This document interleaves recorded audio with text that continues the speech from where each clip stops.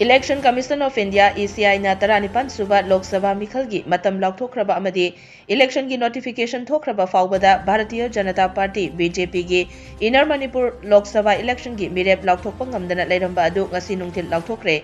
Election asigi Mirep chepisin bagi matam loigadaba hayeng tangairaba matam asida ngasi nungthil nitaipa chuthekta leiba thambal sanglenda pangthokpa paugi mifam amada 19 suba Lok Sabha election asigi Inner Manipur Parliamentary Constituency gi oina hauze Manipur Lengakta Education Minister Oiriba Thaunauzam Basantakumar bu BJP gi Mirep Oiragani haina lauthokibani.